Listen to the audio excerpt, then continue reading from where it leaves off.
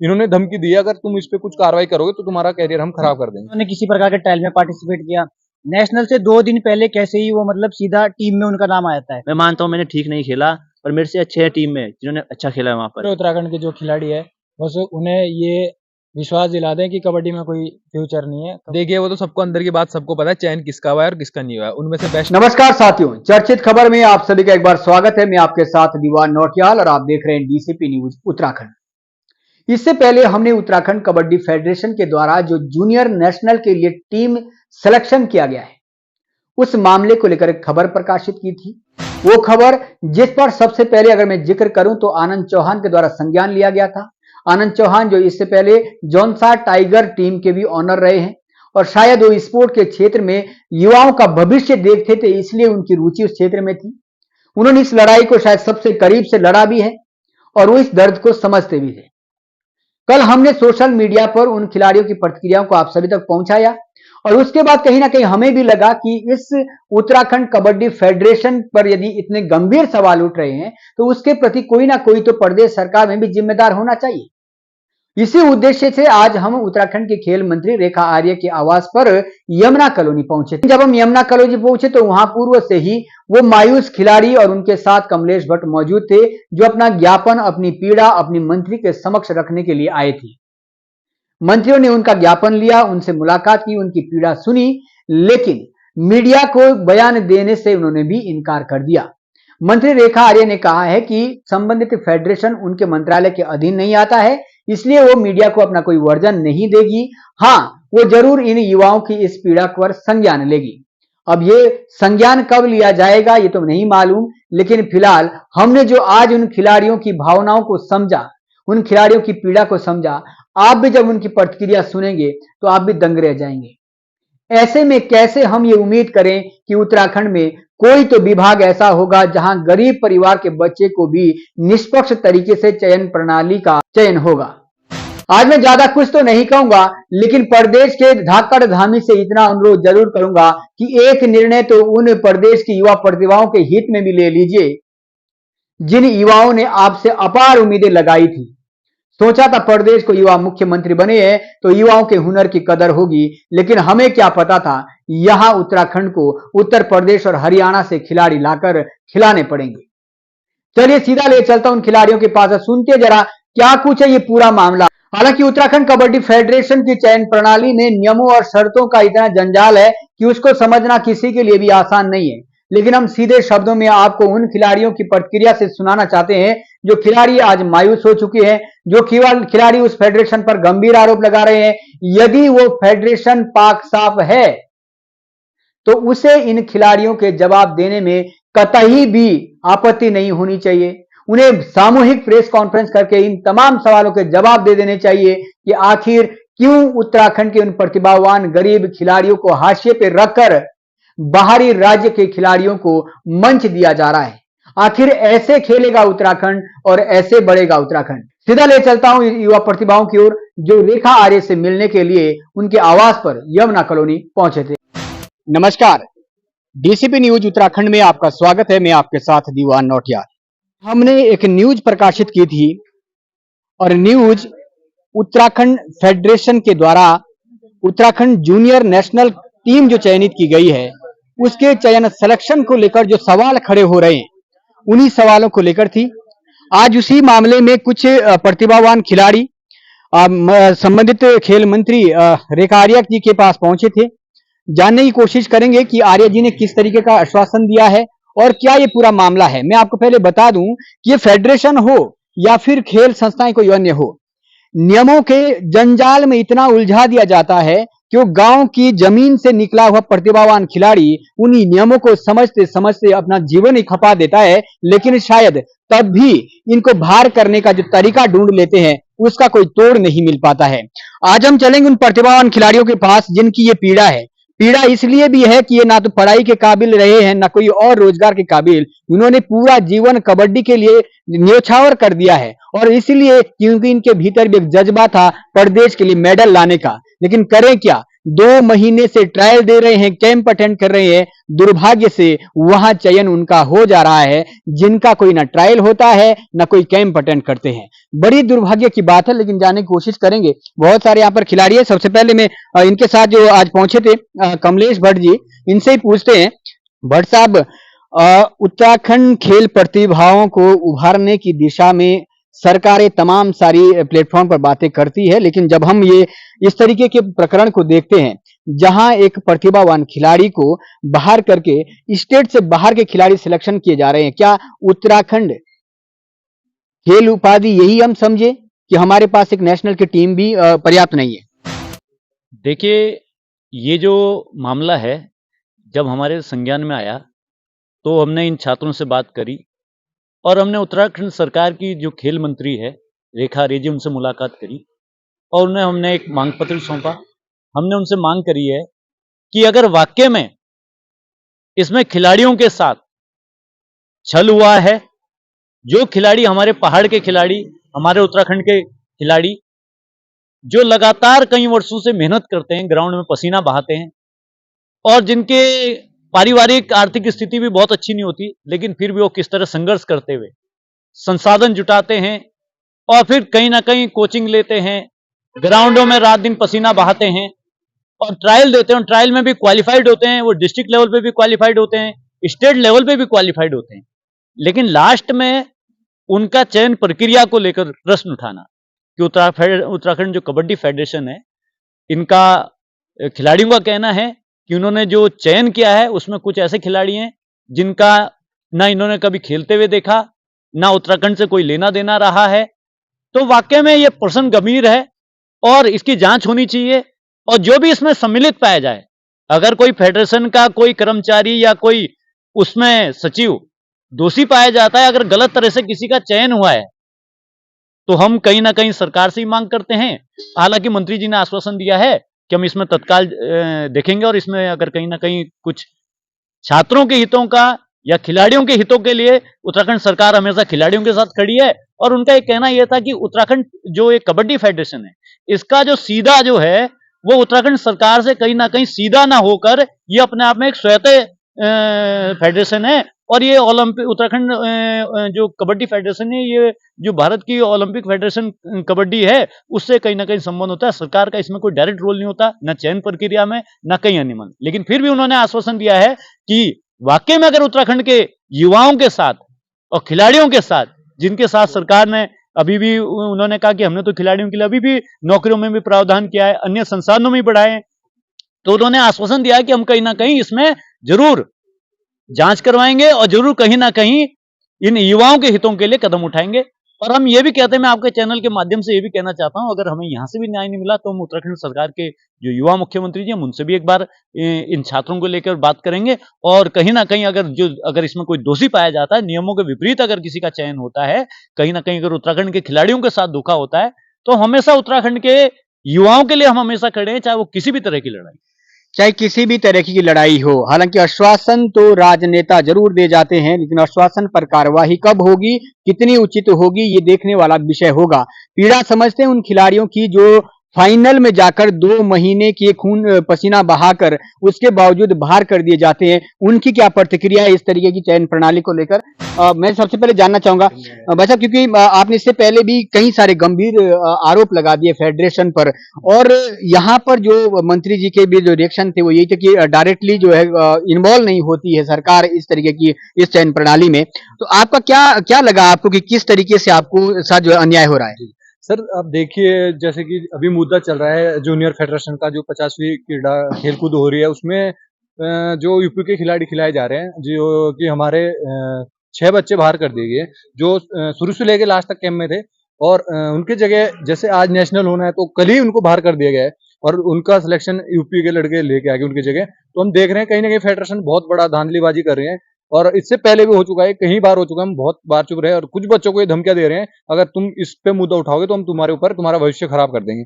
और लेकिन ऐसा, इसका एक मामला ये भी है कि फेडरेशन हर 5 साल बाद फेडरेशन का एक चुनाव होता है, और वो फेडरेशन का कोई चुनाव नहीं हो रहा बहुत टाइम से उत्तराखंड में, क्योंकि इसमें दलाली चल रही है।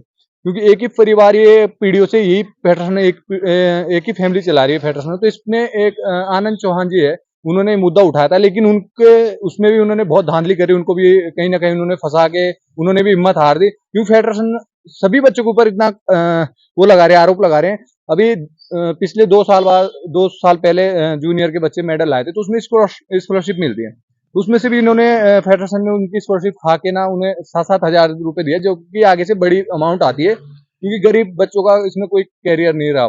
सवाल यही है, क्योंकि जिस तरीके के आरोप लग रहे हैं, आरोप ये लग रहे हैं कि भाई जो छात्रवृत्ति आदि उसमें भी देखिए जो प्रतिभावान खिलाड़ी है, जो उसका हक है उसको भी मारा जा रहा है, उसका भी कुछ ना कुछ परसेंटेज उसको काट कर दिया जा रहा है। ये तमाम सारे सवाल है, लेकिन जो चयन प्रणाली को लेकर है वो बताया गया है कि एनओसी एक प्रक्रिया होती है, अगर एनओसी आपने ले ली है तो आप बाहर की स्टेट से भी ले सकते हैं। इस चीज को आप कैसे समझते हैं? सर, एनओसी के हिसाब से हम मानते हैं हर खिलाड़ी खेल सकता है, लेकिन एनओसी का मतलब है, यानी कि गेम का मतलब है शुरू से ट्रायल देना या कैंप में अटेंड करना। ये नहीं हो सकता कि एक ही दिन में हमने पूरा ट्रायल दिया, एनओसी का वो चीज है उसमें, लेकिन उन्होंने ट्रायल नहीं दिया, वो सीधा फाइनल ट्रायल में यानी नेशनल खेलने के अब लिए। कहने का मतलब है कि जो सिलेक्ट हुए 6 खिलाड़ी बाहर के, उन्होंने कोई ट्रायल नहीं दिया, वो डायरेक्ट आकर 1-2 दिन में ही सिलेक्ट हो गए। सर, वो कहीं भी दिखाई नहीं दिए, वो नेशनल के दिन खेलते हुए दिखाई दे रहे हैं, और जो उसमें टेंथ थे लड़के उन्हें हटा दिया, और कुछ लड़के सामने नहीं आ पा रहे हैं, क्योंकि इन्होंने धमकी दी है, अगर तुम इस पे कुछ कार्रवाई करोगे तो तुम्हारा कैरियर हम खराब कर देंगे। अब बताइए, जो जो लड़के आवाज उठाना चाहते हैं इस भ्रष्टाचार के खिलाफ या इस अनियमितताओं के खिलाफ मैं कहूं, उनको इस तरीके से दबाया जा रहा है कि यदि वो इस पर कोई आगे काम करेंगे तो उनका कैरियर खराब कर दिया जाएगा, यानी कि डरा धमका कर क्या इस तरीके से जो प्रतिभाएं उभर कर आ रही है उसको मारा जाएगा। मेरे साथ एक अन्य युवा है। जी भाई साहब, आपका नाम? सर विशाल नेगी मेरा नाम है। मैं भी विशाल जी, क्या क्या लग रहा है आपको, जो चयन प्रणाली है उसको लेकर आपके कई सारे आरोप है, आपको कई नियमों और शर्तों का पता है कि किस तरीके से ट्रायल होता है? हाँ सर, जैसे एनओसी की आप बात बोल रहे हैं कि एनओसी है, तो उसमें बच्चों को बोला जाता है कि ऐसे ऐसे ये लड़के बाहर से खेल लेंगे, तो उनकी कोई मतलब जानकारी नहीं थी कि ये लड़के खेल लेंगे। तो स्टेट चैंपियनशिप हुई थी हरिद्वार में, उसमें भी उन्होंने पार्टिसिपेट नहीं किया, ना उन्होंने किसी प्रकार के ट्रायल में पार्टिसिपेट किया। नेशनल से 2 दिन पहले कैसे ही वो मतलब सीधा टीम में उनका नाम आ जाता है। तो हम वही कहना चाहते हैं कि वो डायरेक्ट मतलब नेशनल कैसे खेल सकते हैं, उनका कोई ट्रायल नहीं हुआ। हम में से कुछ ऐसे खिलाड़ी है जो मतलब बेस्ट रहे, उसमें क्या बोलते चैंपियनशिप में बेस्ट रहे, और उनको टीम से बाहर निकाल दिया गया। तो ये बड़ी उलझन वाला मामला है। हम इतना जरूर कहना चाहेंगे कि अगर कुछ नियमों और शर्तों से इन खिलाड़ियों को गुजरना पड़ता है तो शायद उन नियमों और शर्तों से कम उस समय अवगत करवाएं ना, ताकि वो युवा उस नियमों और शर्तों को पहले ही कंप्लीट करके उस स्टेज तक जाएं, ताकि उन्हें 2 महीने की ट्रायल के बाद अचानक बाहर ना होना पड़े। क्योंकि अगर उनको पता ही नहीं है तो हमारी सरकारें जहां बोलती है कि हम खेल प्रतिभाओं को उभारने की दिशा में काम कर रही है, वहीं इन खिलाड़ियों के जो आरोप है, ये आरोप भी कहीं ना कहीं इग्नोर नहीं किए जा सकते हैं, क्योंकि उन्हें अगर जानकारी नहीं तो जानकारी देना भी तो हमारे खेल मंत्रालय, हमारे खेल विभाग का ये कर्तव्य बनता है ना। अगर इनका कोई डॉक्यूमेंट कंप्लीट होना चाहिए तो डॉक्यूमेंट कंप्लीट होने के लिए भी तो पहले से प्रक्रिया होनी चाहिए ना। मेरे साथ तो और भी लोग हैं, जानने की कोशिश करेंगे। लेकिन जो इस समय उत्तराखंड फेडरेशन के द्वारा जो नेशनल टीम के लिए चयन किया गया है जूनियर कबड्डी का, उसको लेकर आपको लगता है कि वो निष्पक्ष नहीं है, उस कहीं ना कहीं धांधली में है? जी हाँ, ये बिल्कुल धांधली में है। उनका कहना है कि हमने इसमें ओपन ट्रायल ले सकते हैं कि एनओसी द्वारा, तो ना तो इसका कोई लेटर आया कि ट्रायल ले रहे हैं कुछ, या तो फिर कॉल पे ट्रायल हुआ है। ऐसे कोई लेटर लूटर तो आया नहीं हमें ट्रायल होगा कि। उन्होंने डायरेक्ट कैंप से 2 दिन पहले, कैंप नेशनल के 1 दिन पहले लिस्ट निकाली शाम के टाइम, और हमें पता चला है कि इसमें हमारे खिलाड़ी है नहीं। अगर मैं अच्छा नहीं हूँ खेलने में तो मेरे से अच्छे और है जिन्होंने वहाँ पर अच्छा खेला है। मैं मानता हूँ मैंने ठीक नहीं खेला, पर मेरे से अच्छे है टीम में जिन्होंने अच्छा खेला है वहाँ पर, उनको भी नहीं लिया गया है। जब आप यहाँ से 2 महीने के ट्रायल के लिए गए थे तो उस समय क्या आपको ये क्लियर नहीं किया गया कि भाई वहां पर ये भी हो सकता है कि ओपन से भी सिलेक्शन हो सके? नहीं, ये हमें तो कुछ पता ही नहीं था इसके बारे में। ये तो एकदम ही पता चला लास्ट में कि बाहर से लड़के आ रहे हैं।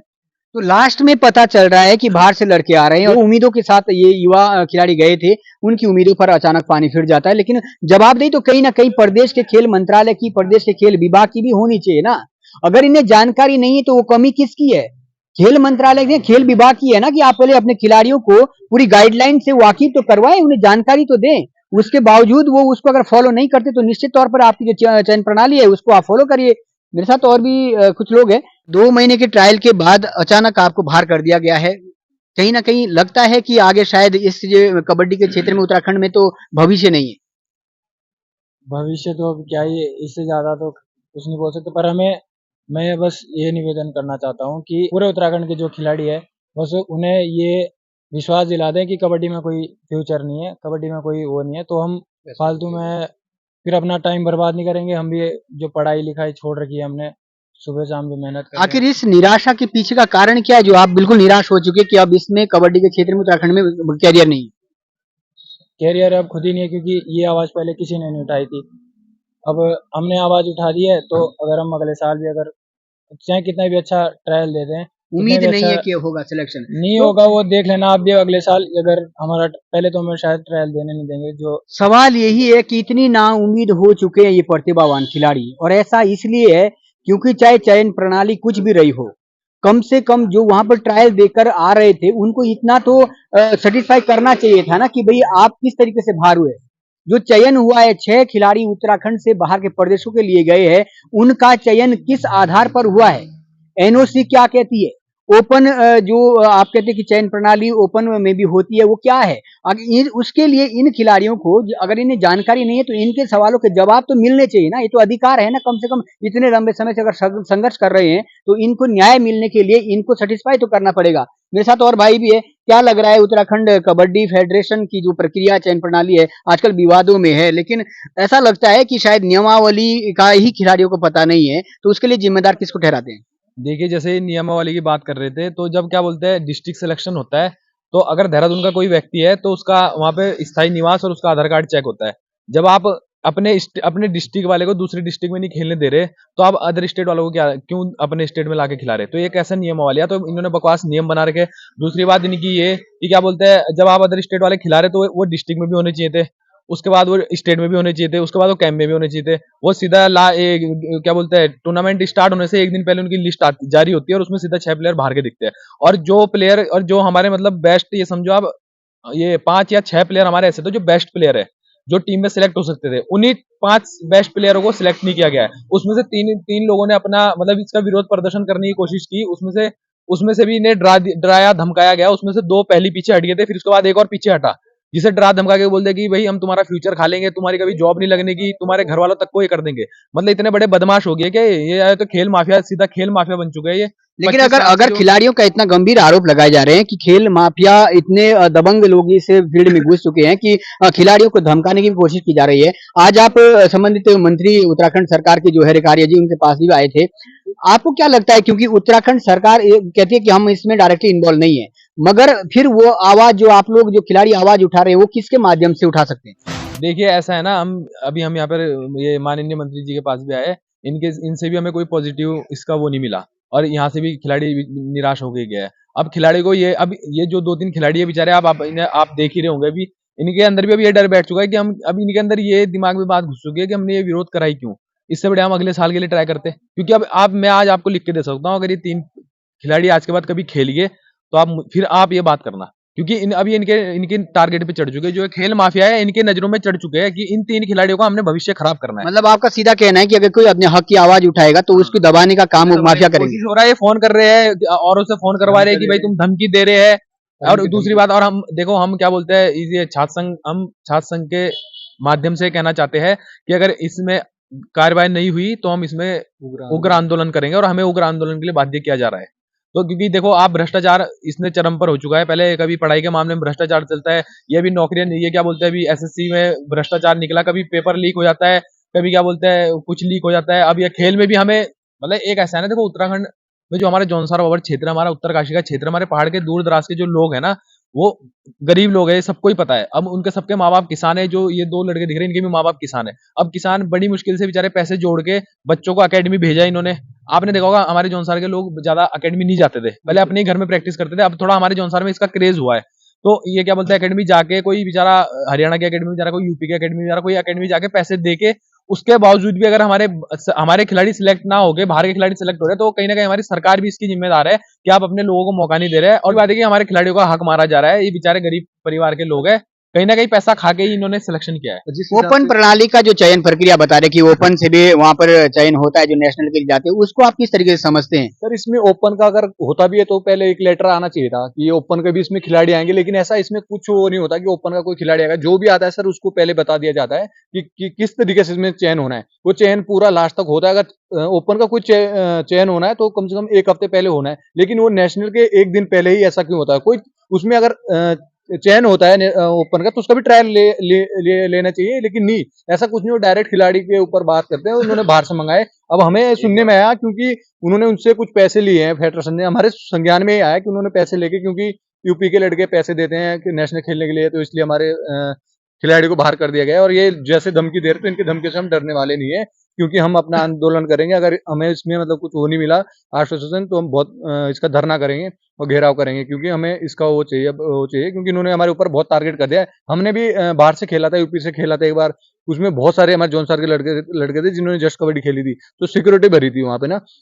उन्होंने उस टाइम हमें बहुत टॉर्चर करा कि तुम्हारे हम अगर वहां से खेलोगे तो तुम्हें हम बैन कर देंगे, वो कर देंगे, तुम्हारा भविष्य खराब कर देंगे। तो उस टाइम हम भी डर के मारे चुप रहे। हमने काफी इनकी बातें सुनी है, लेकिन अब हम चुप रहने वालों में से नहीं है। ये बड़ा सवाल है। अगर उत्तराखंड का टैलेंट उत्तराखंड नहीं पहचान पा रहा है तो वो बाहर जाएगा, और जब वो बाहर जाता है तो वहां पर उसे बैन कर दिया जाता है। सवाल तो ये उठता है ना, आखिर वो जाए कहाँ? ना तुम्हें उसके हुनर की कदर है, ना आप उसे बाहर खेलने दोगे। 40,000 रुपए घुस चुके हैं, और शायद आप लोगों के लिए 40,000 रुपए मायने नहीं रखते होंगे, फेडरेशन के लिए मायने नहीं रखते हुए, लेकिन जिस किसान के खेती से खून पसीने की मेहनत से निकालने होते हैं, उसके लिए 40,000 बहुत बड़ी रकम होती है। कुछ जौनसार के बाद सिलेक्शन भी हुआ है, उसके माध्यम से अब ये भी नजरिया बनाया जा रहा है कि उनका जो चयन हुआ है वो भी तो हुआ है। अगर वैसा था तो उनका भी नहीं होता, उनके जगह भी कोई और हो सकती है। देखिए, वो तो सबको अंदर की बात सबको पता है, चयन किसका हुआ है और किसका नहीं हुआ है। उनमें से बेस्ट जो प्लेयर थे वो 5 प्लेयर हमारे, 5 या 4 प्लेयर हमारे बाहर कर दिए गए, और वो जो सिलेक्शन हुआ है उनका किस बेस पे वो सबको पता है। और दूसरी बात एक ये कि हमारे जौनसार में साल में कम से कम 25 टूर्नामेंट होता है,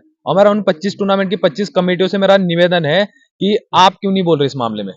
भाई तुम टूर्नामेंट इसलिए करवाते ना, तुम वहां अपने मंचों पे चिल्ला चिल्ला के बोलते हो कि हम टूर्नामेंट इसलिए करवाते हैं ताकि हमारा भविष्य, हमारे यहाँ से जो सोना है, खरा सोना निकले।